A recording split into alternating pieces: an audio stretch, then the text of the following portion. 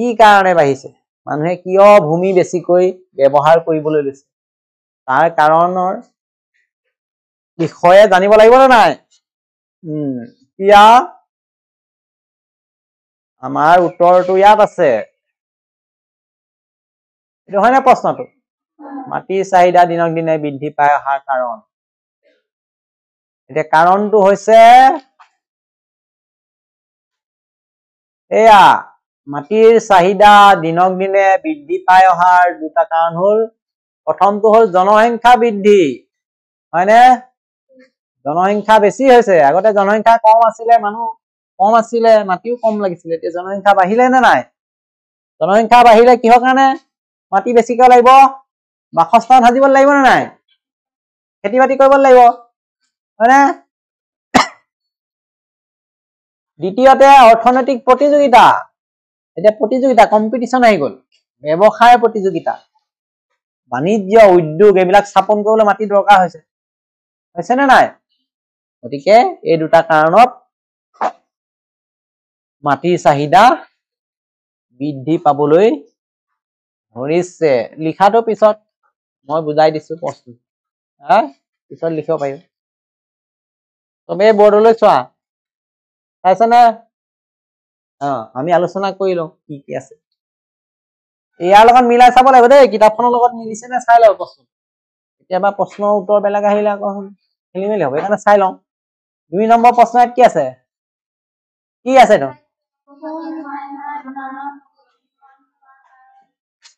কোনো এঠাইত জনবসতি ঘন হোৱাৰ কাৰণ কি বুলি ভাবা ইয়াত আছে নে চাওঁ হয়তো কোনো ঠাইত জনবসতি ঘন হোৱাৰ কাৰণ কি বুলি ভাবা দুটা কাৰণ লিখিবলৈ কৈছে হয়নে কোনো এঠাইত জনবসতি ঘন হোৱাৰ দুটা কাৰণ প্ৰথম কাৰণ হ'ল খেতি পথাৰৰ বাবে উপযোগী হাৰুৱা মাটি উপলব্ধ হলে তাৰ আশে-পাশে জনবসতি ঘন হয় হয়নে নহয় য'ত খেতি বাতি ভাল হয় খেতি বাতি সাধাৰণতে ক'ত ভাল হয় নদী কাষৰীয়া অঞ্চল উপত্যকা অঞ্চলত হাৰুৱা য'ত মাটি থাকে তাত মানুহৰ সংখ্যাও বেছি হয় সেইটো এটা কাৰণ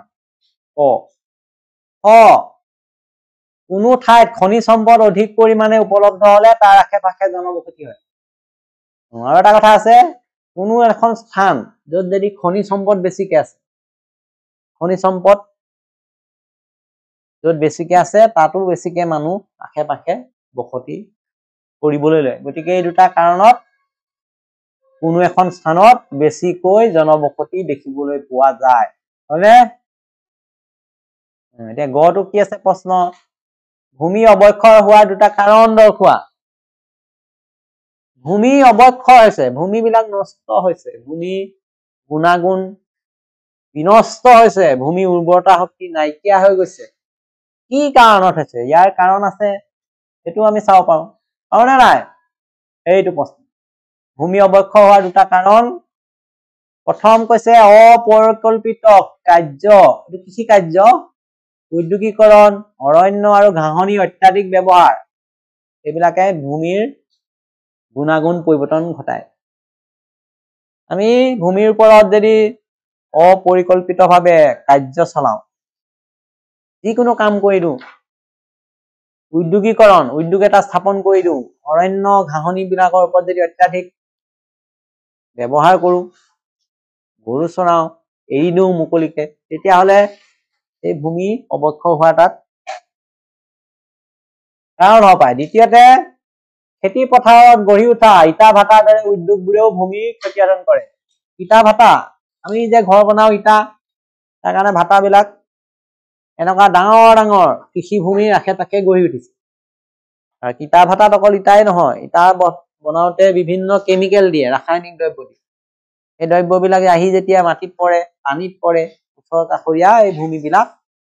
অৱক্ষয় হয় এইকেইটা বস্তু আমি ইয়াত পালো নে নাই এতিয়া ঘৰটো চাওঁ কি দিছে বিভিন্ন ঠাইত বৰ্তমান পানী সংকটে দেখা দিয়াৰ কাৰণ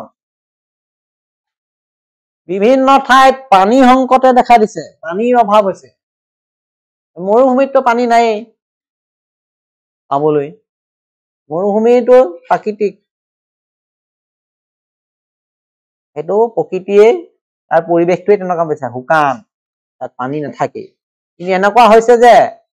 কিন্তু স্বাভাৱিক কিছুমান অঞ্চলতো আজিকালি পানীৰ অভাৱ হৈছে সাধাৰণ জনবসতি থকা অঞ্চলতো পানীৰ অভাৱে দেখা দিছে কি কাৰণত হ'ব পাৰে এই সংকট যে হৈছে তাৰ কাৰণটো কি আমি চাওঁ বিভিন্ন ঠাইত বৰ্তমান পানী সংকটে দেখা দিয়াৰ কাৰণটো হৈছে বিনা কাৰণত পানীবোৰ নষ্ট কৰাৰ কাৰণে কোনো স্থানত পানী আছে কিন্তু মানুহে বিনা কাৰণত নষ্ট কৰিছে নষ্ট কৰাৰ ফলত পানীৰ অভাৱে দেখা দিছে অনাটনে দেখা দিছে আৰু কিছুমান ঠাইত ঋতু অনুযায়ী বৰষুণ কমি গৈছে সেই কাৰণে অভাৱ হৈছে এতিয়া আমাৰ যিমান বৰষুণ হ'ব লাগিছিলে হোৱা নাই বৰ্তমান দুই এজাক পৰিছে কিন্তু আগত হোৱা হলে ইমান সময় পথাৰত পানী ফুল হৈ গ'ল ফুল হয় নে নাই আগতে বিহুৰ সময়ত পথাৰত পানী থাকে গৰু পথাৰতে ধুৱায় এতিয়া পথাৰত পানী নাই শুকান হৈ আছে কাৰণটো কি বৰষুণৰ পৰিমাণ কমি আছে এইটো এটা ডাঙৰ কথা যে ঋতু অনুযায়ী বৰষুণৰ পৰিমাণ কমি যোৱাটো অন্যতম কাৰণ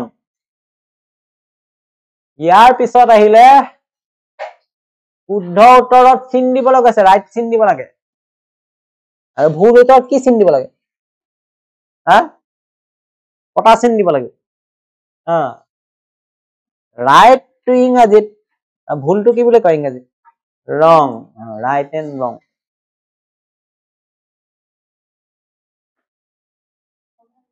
এতিয়া চোৱা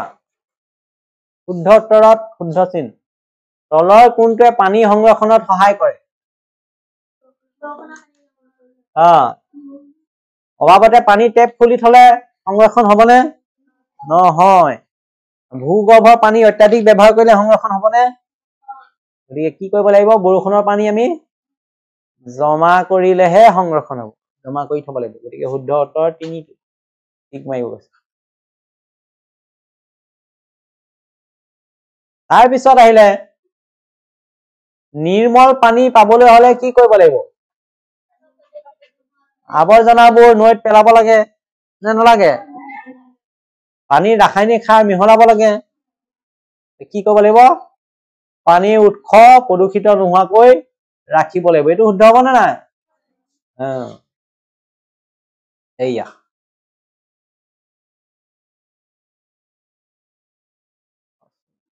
এতিয়া তলৰ কোনটোৱে শক্তি সংৰক্ষণত সহায় কৰিব এইফালে চাই লোৱা তলত দিছে কোনটোৱে শক্তি সংৰক্ষণত সহায় কৰে জীৱাশ্ম ইন্ধনৰ ব্যৱহাৰ অধিক হলে হবনে অধিক হলে নহব অপৰম্পৰাগত শক্তিৰ সু ব্যৱহাৰ কৰিলে আৰু এটা দিছে শক্তি সম্পদৰ ব্যৱহাৰ ক্ষেত্ৰত মিতব্যয়ী হলে কোনটো হব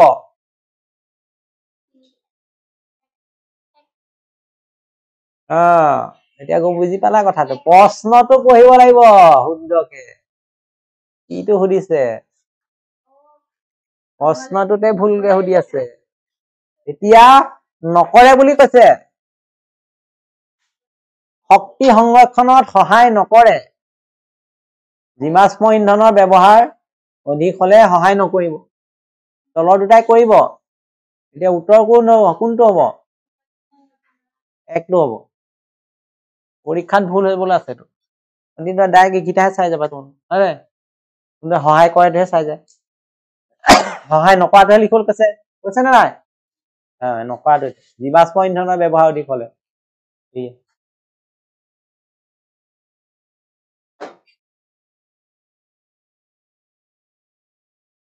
এইডোখৰলৈকে হৈ গল